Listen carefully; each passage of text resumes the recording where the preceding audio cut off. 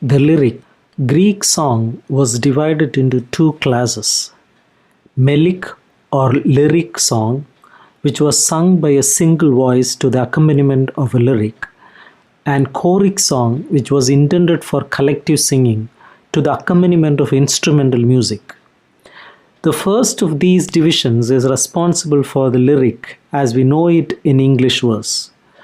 True to its Greek origin, it still has the two characteristics implied in the above description. Lyric is an expression of a single emotion, and it is a musical composition. In ancient times, music provided by the minstrel's harp or lyre formed an external accompaniment to a lyric. The unpolished language of the song was made musical by the voice of the singer, keeping tune with the sound of the instrument. The subject matter also was of little importance, so long as the singer's voice could give it the right emotional effect. Later ages discovered the rhythmic possibilities of the words themselves unassisted by music. The Elizabethans in particular were past masters of the art of investing words with the highest musical quality. Their lyrics are unrivaled for their word music or verbal melody.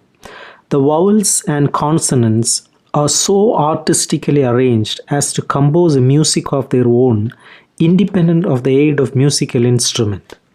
This art was further developed in later times by poets such as Keats, Shelley, Tennyson, and Swinburne.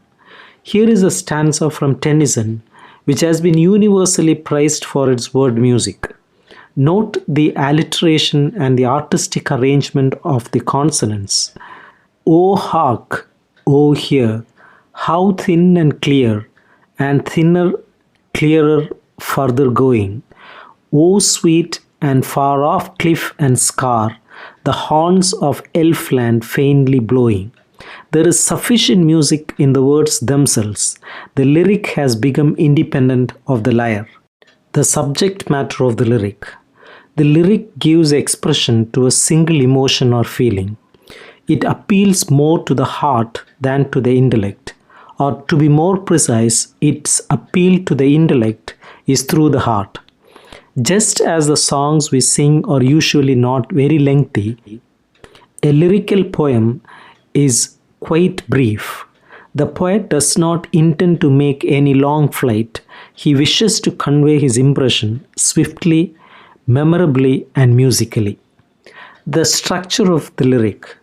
The lyric can be divided into three distinct parts, corresponding to the three moods through which the poet passes when inspired by some emotion. The first part states the emotion or the subject, which has set the poet's imagination working. N. Heppel calls it the motive. The second part, which forms the bulk of the poem, consists of the thoughts suggested by the emotion. By this time, it is well advanced in intensity, and therefore the expression reaches its highest pitch of eloquence and passion. The third and final part, which is almost as short as the first, and which usually comprises the last stanza, marks the poet's return to his initial mood, the mood of reason. For by this time, the emotion which had stirred his mind and heart has found release in fitting words and images. Unlike the first two parts, the closing part tends to be intellectual in character, embodying a judgment, a pointed summary, and ending with a parting smile or sigh. To sum up, lyric is a short poem dealing with a single emotion.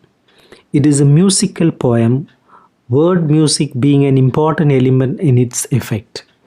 It is a subjective poem expressing the varying moods of the author. Lyric is a well-knit poem possessing a definite structure. The division into three parts, however, should not be pressed too far.